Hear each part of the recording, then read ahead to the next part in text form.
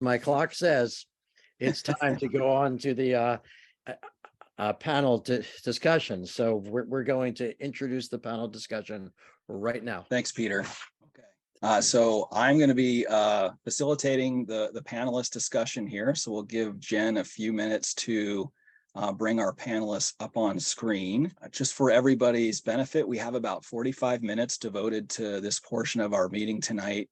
For our panelists, I just want to make sure that each of you have some time to address some of the questions that we have.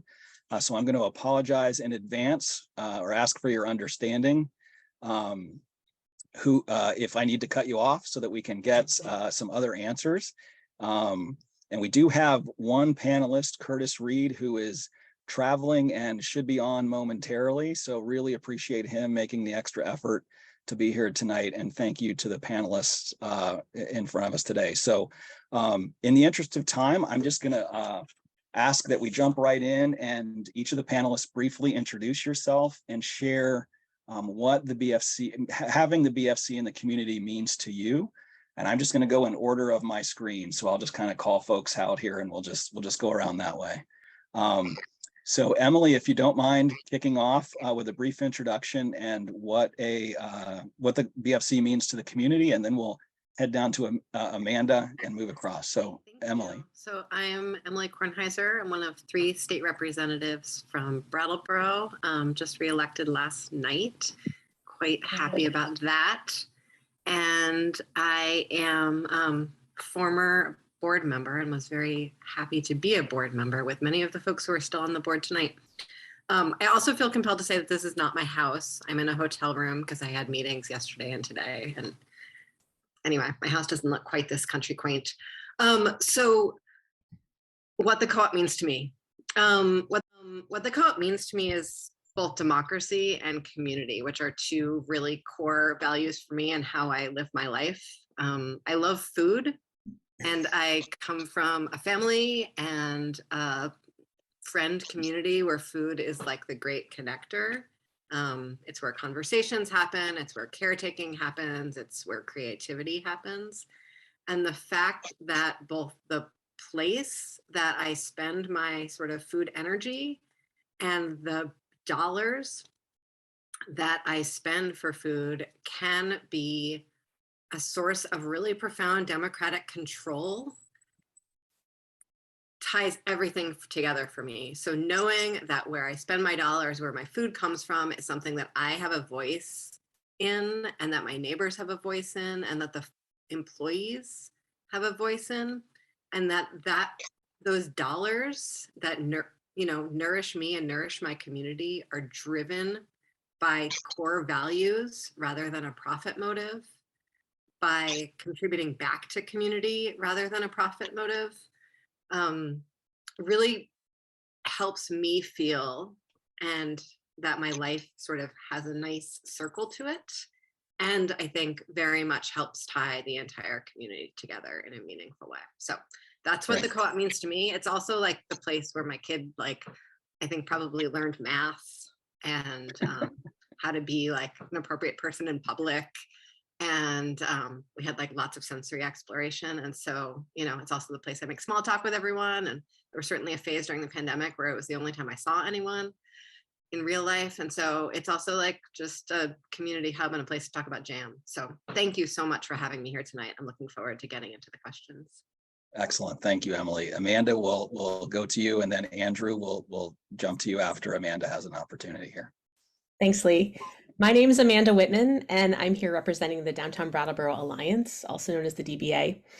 In the summer of 2020, I helped Stephanie Bonin create the DBA's Everyone Eats program, and I'm still the administrative coordinator and restaurant liaison for that program.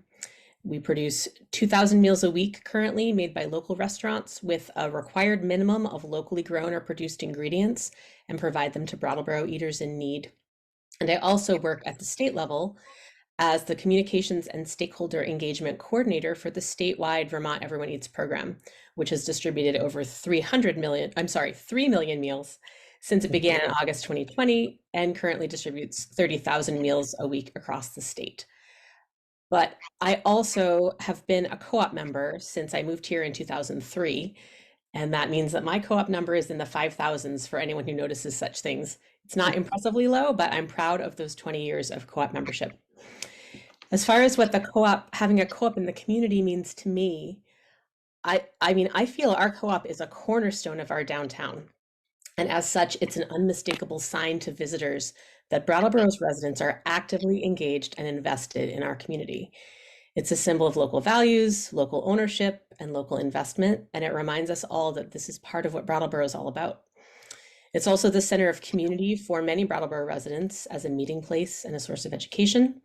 It's a significant economic driver, giving local farmers and food producers and makers an easy to access outlet for expanding their sales base. And it's also a convenient way for local eaters to access locally produced foods and ingredients. So basically, it's just like the shortcut if you want to be a person who supports local producers. It's one of the key places where the web of our downtown community is anchored and our greater community comes together. And who you see there and how you interact with them is as important as the purchases that you might make. The way that customers and staff are treated provide a model for how we interact as a community. And I also just want to say, I love seeing when the co-op shows up at outside events as an active member of the community. At DBA, we love seeing the co-op at Gallery Walk alongside all the other vendors.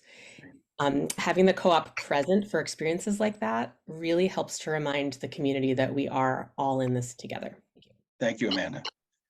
Andrew, we'll go you and then Patrick, and then I see Curtis has been able to join, so that's great. Thank you, Curtis. So Andrew, go ahead with your introduction, please. Thank you, Lee.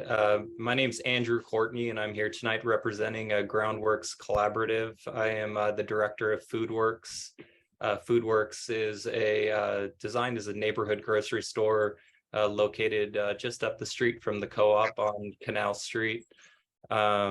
Fooodworks is the region's most heavily utilized food shelf. It's a program where any household can come and shop every 2 weeks and pick out their own food and other household supplies. We have offered delivery throughout the pandemic and at this point continue to do so.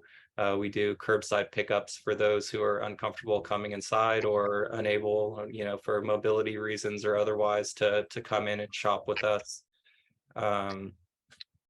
The co-op, what it means to me, a thriving co-op like ours in Brattleboro, it just tells a lot about the community at large, and the members understanding that food systems go beyond just basic sustenance. It's not just about filling the cart and filling the pantry, but the way that dollars are spent can really have a much more meaningful impact on those people involved in getting the food into the market, the people working in the market, the community at large.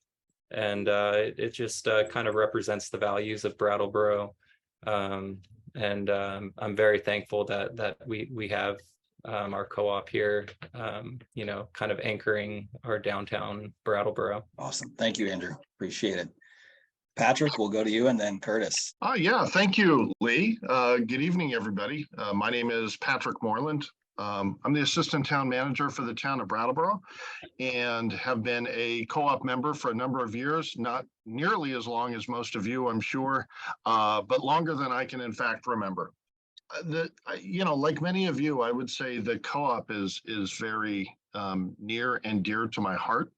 It is a place that is it's obviously all about food, and kind of like what Emilie was saying before, food is so central to our life, both individually, it's what sustains us, keeps our bodies moving, etc. But it's where we come together as people and as families to sit down to a meal together. It plays such an important role in our lives. I've been a consumer of food most of my life and a preparer of food for much of the last 20 years or so. I've developed a passion for cooking and baking. And to me, going to the co-op is kind of like what I would imagine if I was an artist, what going to Zephyrs is like, right? You've got all those incredible ingredients there that to me, you know, they're like paints or chalks or just raw materials and themes that you can sort of build together and begin to express yourself. To me, going to the co-op is all about creativity and self-expression and quality, right? The quality of the items that you find at the co-op is pretty much unparalleled elsewhere in Brattleboro. And so it's to me just a very exciting and vibrant location. The other thing I would say about the co-op is, you know, as I get a little older, I get increasingly uninterested in corporate culture. And when you walk into the co-op, it feels like Brattleboro. It doesn't feel like cookie cutter, you know, this is something that's somewhere else. And, you know, I could walk into any of a number of other communities and sort of have this experience. No, when you walk into the co-op, you're here. And so it just, to me, kind of feels like home. And that's a good feeling. And I like going there because of that. Thank you, Patrick. I love the analogy to the creativity. That's great. Curtis, I know you have been traveling, and thank you so much for jumping in here tonight. We're just doing a quick introduction and then a little bit about what having a food cooperative in the community means from your perspective. Thank you. Like Emily, I am also in a hotel room, but my hotel room is in San Francisco. I am president and CEO of the CRJ Consulting Group. You know us largely by one of our subsidiaries, which is Vermont Partnership for Fairness and Diversity. And we have two other subsidiaries, the Vermont Vision for a Multicultural Future, and I am a Vermonter. I'm also founder of the Vermont African American Heritage Trail. My life with the co-op began in 1979 when I became a member. And my membership lapsed beginning in 1983 when I embarked on an 18 consecutive year journey teaching cooperative managers how to manage cooperatives overseas. When I came back in 2003, or 2001, I rejoined the cooperative at that point, the co-op. And I was also totally blown away by the fact that the cooperative flag overseas, the multicolored stripes, was originally the co-op movement flag. And when I came back to the States, I said, wow, look at all these co-op members. They all had, you know, multi-rainbow flags on their cars or on their bicycles. And then I realized that, well, someone told me that that was the symbol now of the LGBTQIA community. So what the co-op means for me is the possibility of an idea coming to fruition, that you know, we sustain ourselves, you know, we live by the cooperative tenets of, you know, one member, one vote, transparency, accountability, service to membership, et cetera. And when I say it's striving for those things, because from my point of view, there are not enough members of the global majority who are members of the co-op. And global majority, some people use the word BIPOC, but that makes no sense. But the global majority are Indigenous, Black, Asian, you know, brown, and anyone who's been characterized as an ethnic minority. Don't see enough, you know, even when I came back and the population had changed or was changing, I didn't see that change represented when I walked through the co-op.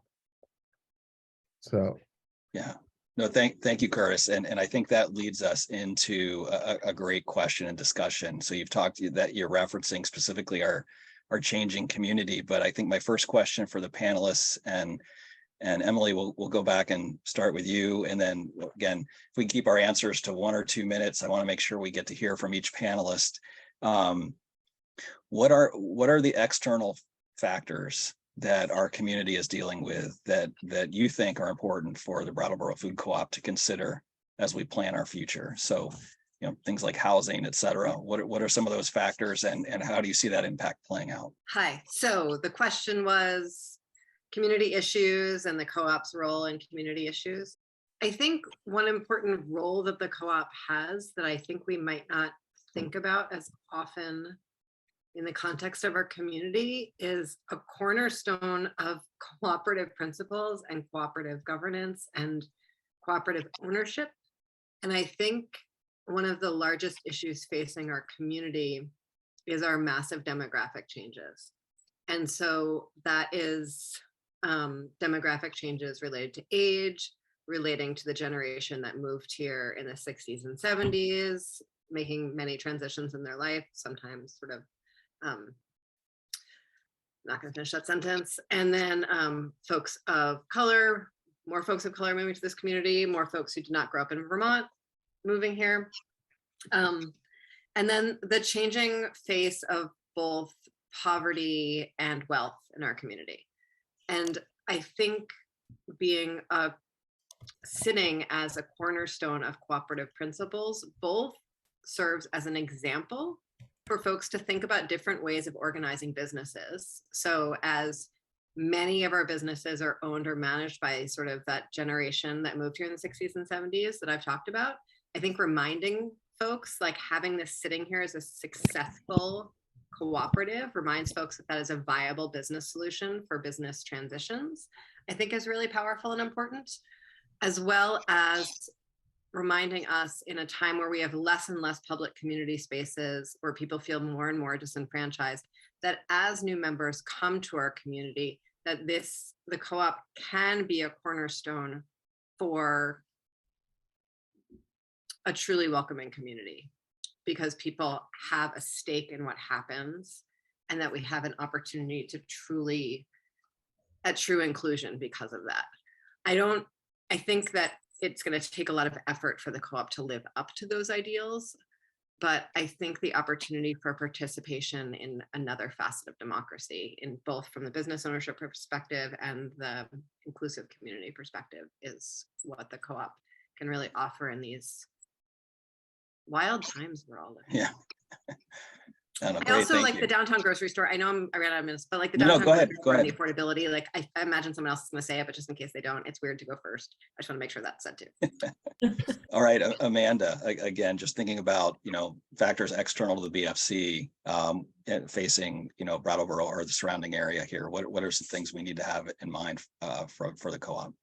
Well, Emilie, I'm glad that you said so many words. I want to echo what you said about the changing face of poverty and wealth in our community. I mean, ever changing, right? But it feels so important to continue working to change the perception of the co-op as being accessible only to those with specific kinds of privilege.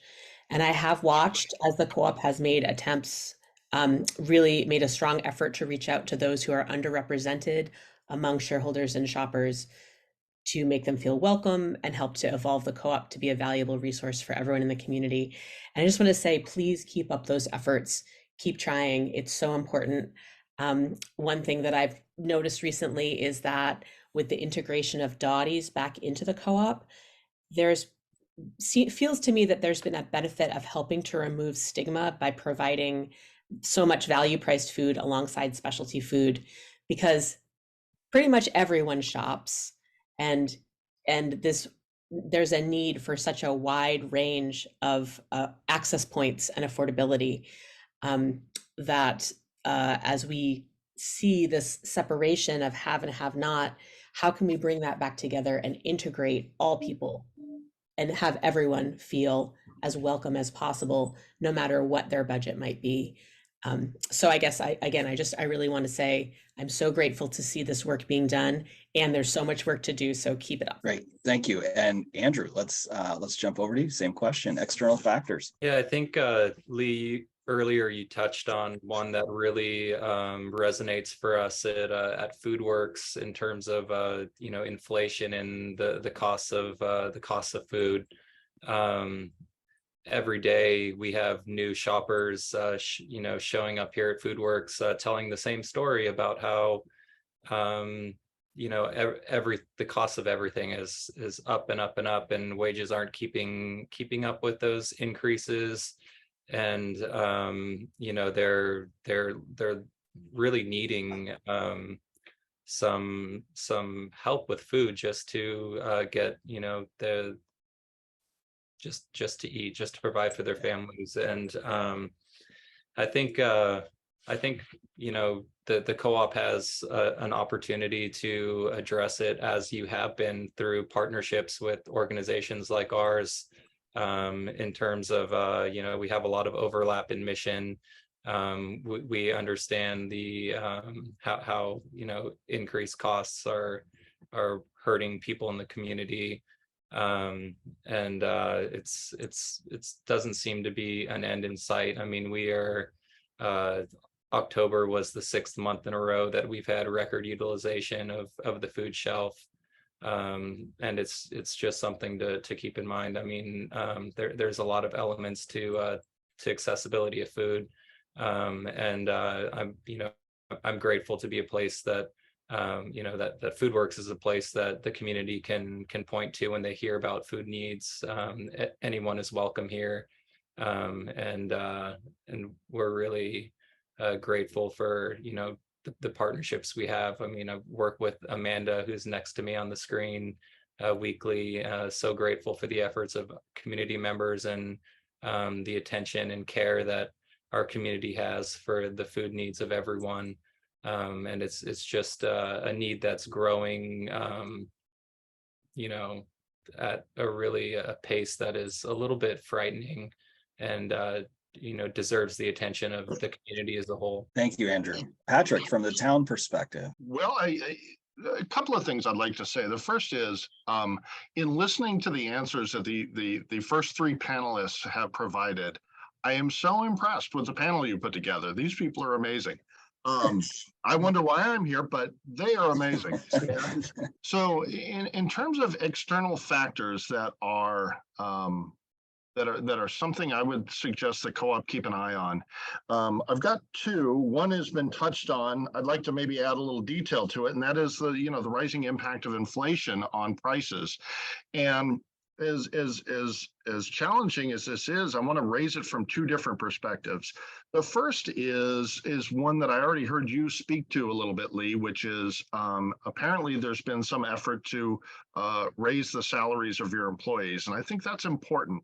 I don't know what they are. I don't know where they were or where they are now, and I certainly don't need to, but one of the things that I would say is important is when you are in a position to have the opportunity to correct for things like inflation for a body of people and their families, it's important to do so.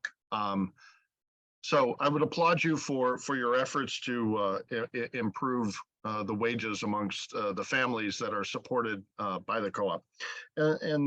But secondly, it's also equally true that the cost of goods and services is up dramatically, and at the largest rate that I've seen in much of my professional career. I was looking at the cost of living as measured by CPI has been up on average over 7% each month this year. Which is tremendous. We haven't seen anything like that in a long time.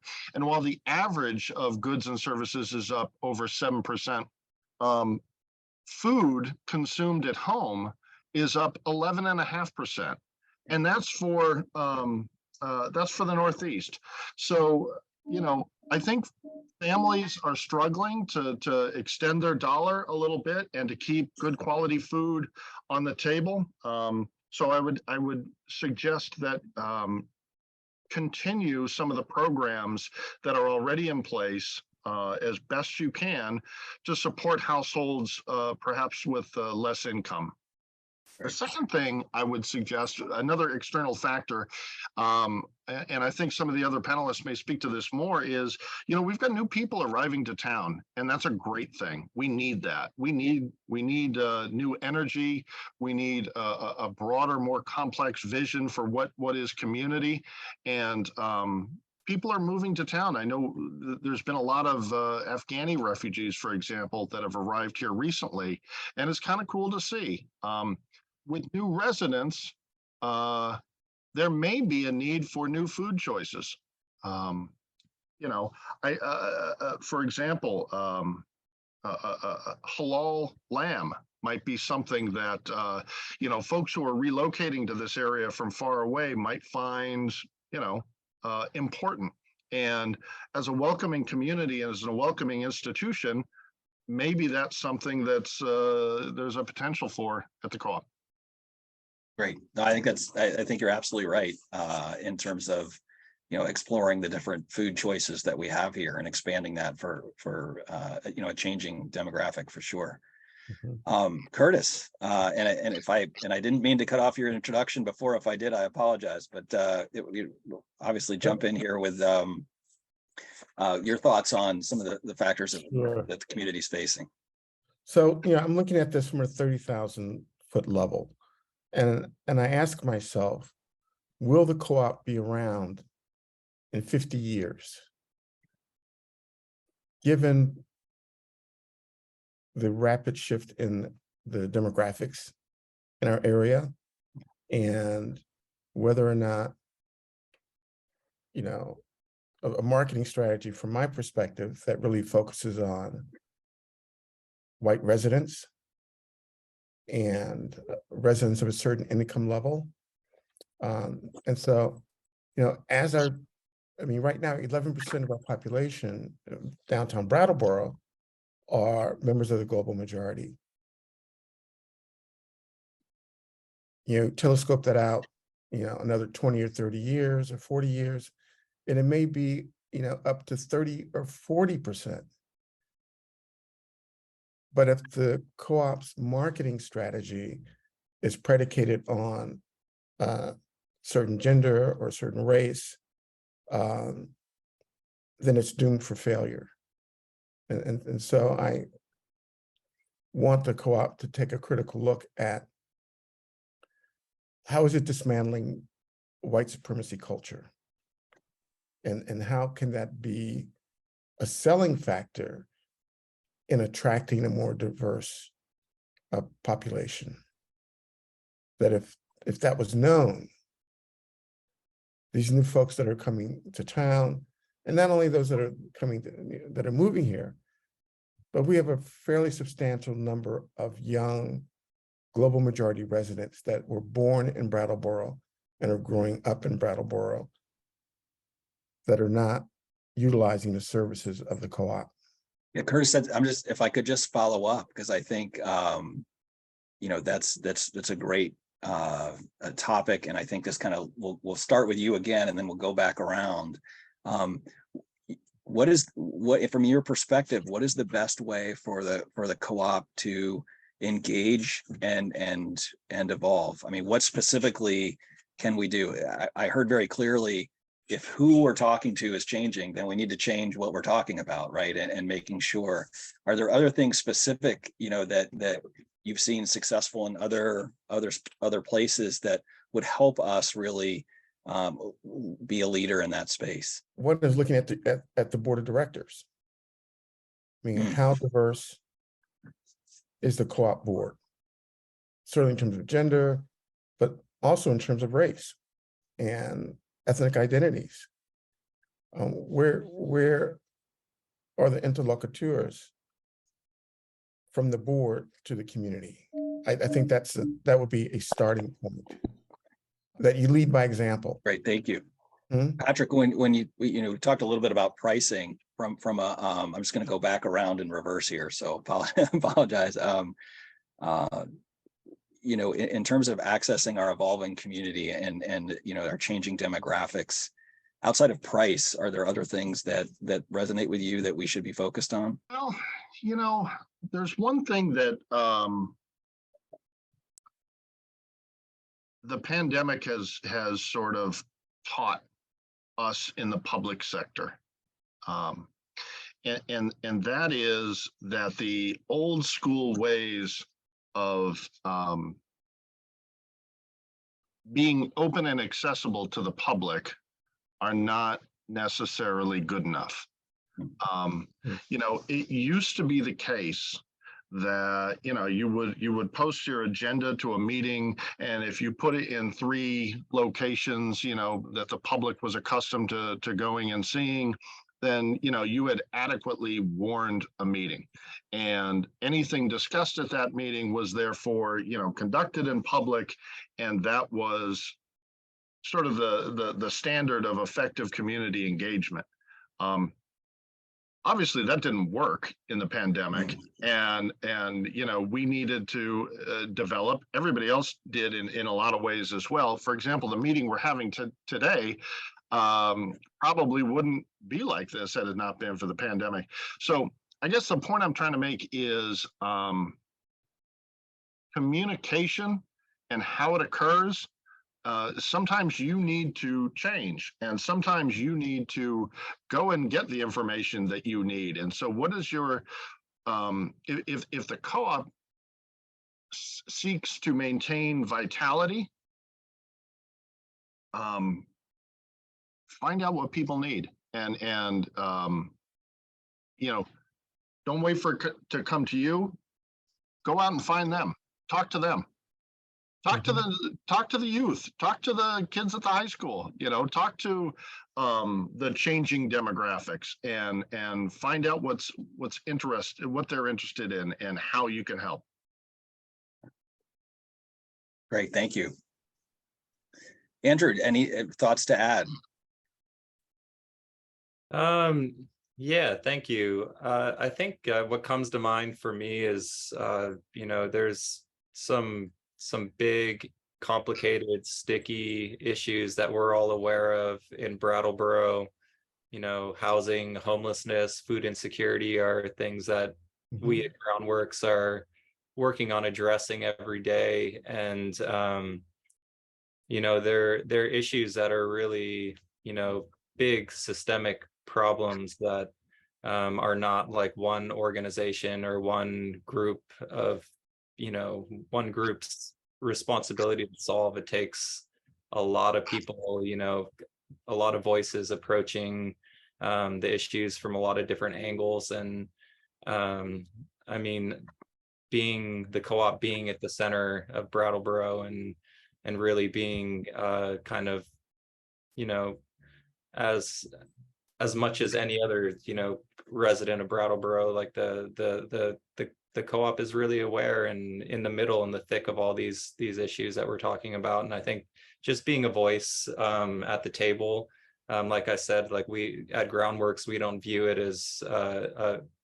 problem that just falls with any one group. It's a kind of community-wide effort to approach that. I would also like to just quickly add in, like on a more you know, positive, you know, encouraging self-care for the co-op. And just, we feel like at Groundworks that the contributions of the co-op are not always you know, the contributions to Groundworks, not only monetarily, but also the support we know we always have from employees, and the whole team of the co-op goes somewhat unnoticed by the community at large. And you know, the way that you all are able to support us is really meaningful in you know, the work that we're doing. So while there's always room for improvement, also want to just make sure that everyone here understands that there already is a very meaningful impact being had on organizations like ours through, you know, the success that the co-op is achieving through the work that, you know, you all are doing day to day. Great, appreciate that, Andrew. Thank you. Amanda. So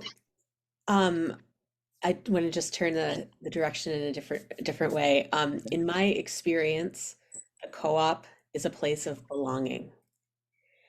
And I want that feeling for everyone who walks through the doors of the co-op. And I just want to share a little from my experience about what that felt like for me. I have 4 kids. They all feel like they grew up at the co-op because we were there so often. My youngest actually shopped with me when she was less than a day old. I do not recommend this, but it did happen. And I remember that we were greeted with warmth and care and very appropriate concern that day. Thank you. That newborn is now a young adult who is a co-op cashier. If you were around the co-op 20 years ago, you might remember our family because I'm sure it was a sight. I was the determined one with a baby in a sling on my front, a toddler on my back, a preschooler in the front seat of the cart, and a kindergartner who was either helping me push the cart or hanging onto the back of it.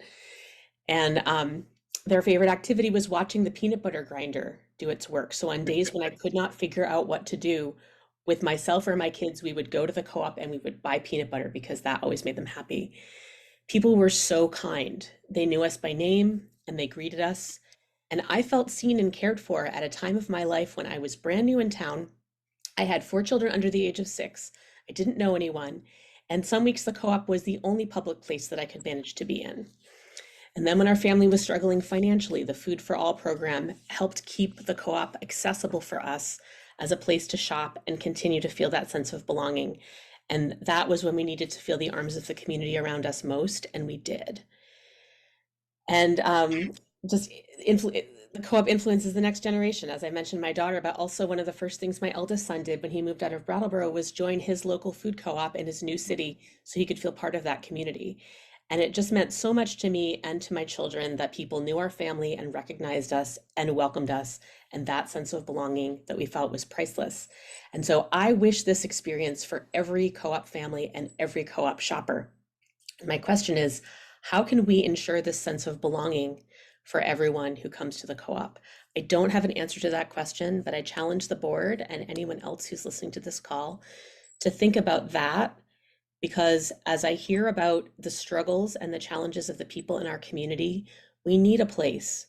And the co-op is that place for some people, but not for all yet. But I think we can get there, a place where people can walk in and immediately feel that they belong and that they feel welcome.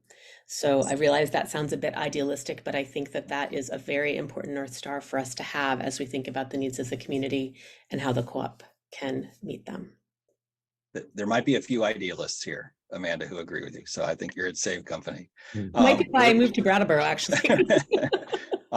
We are getting a couple of follow-up questions. I know we're looking at time here, but I'm going to go a little bit longer. Some of the questions aren't specific to the panel, but one is, Emilie, I'd like to give you an opportunity to add anything here, but then I have at least one question I'd like to get relevant to what we're talking about out to the panel. So again, Emilie, if you have anything to add in this current question, and then I'll direct a question to the panel. Oh, Amanda, you made me really cry a lot over here inside my hotel room. Yeah, no, my baby and I fed ourselves completely on food stamps from the co-op and did it well, and felt loved and cared for. And I, think a really first step is to look very carefully at what the food selection is and make sure that everyone sees their cultural and food identities reflected in the shelves. And I don't think that's very hard. I think it would just be asking advice from a couple people. The origins of the co-op isn't in the hippies of the 60s and 70s. That might be the origins of the Brattleboro Co-op. That's not the origins of the co-op movement. It was poor Black folks in the South living in rural communities. And I think there's a lot to learn from that. That it wasn't about like making sure everyone, had brown rice or nutritional yeast or like their perfect olive oil, that it was about people empowering themselves to feed themselves. And I buy a lot of nutritional yeast and olive oil and brown rice. And so I don't mean to dig on that in any way. I just mean to say that I think we can really both look to our roots as a movement and remember that this really was about each person being able to find themselves in their consumer experiences and feel seen in that and feel like they were caring for their neighbors while they shopped. And I think that Amanda and I both experienced that, and I'd like to see more of that. Yeah. I'll stop there, Lee. Well, no, I appreciate it. And I think it's very, I mean, the topic that or the conversation we've had around the growing disparity in income and power, I mean, it just makes it all more relevant. So the question from a shareholder here is, I would love to hear more from Curtis about systemic change. What can leadership be doing aside from recruiting a more diverse board to engage with racially diverse communities? So Curtis, that's obviously for you. We'll certainly give everybody a chance if they have additional thoughts to add. All right, if I was to go down to the weeds, it would be things like a welcome basket for new families of color that move to the area. Say, hey, we are your local co-op. We are here for you. It might be a series of cooking classes from the global majority. It might be, celebrating holidays. But more importantly, it is about how do co-op members engage our changing demographics? It's not just the board. I mean, the board is one way of getting there, but to what extent does the co-op promote the tenets of an anti-racist organization? I mean, what do you do? What can you point to that says to a Black or brown family moving to town that this is the place that you need to do your shopping? This is it. There's a sense of community here that is inclusive as opposed to exclusive. And I just want to remark on Emilie's characterization of the co-op movement. The Brattleboro Co-op was, came out of that sort of hippie trust fund baby era of Vermont's history. We need to shed that. We need to think about how do we welcome a more diverse community, and how do we sustain that over the next 50 years? Right. Because if we don't, then you might as well put nails in our coffin, in the co-op's coffin, if we're not actively doing that work. And it's going to require more than just some snap responses, but it's having thoughtful conversations that elevate the idea of belonging and belonging for all, and not all of a certain character or a certain social identity.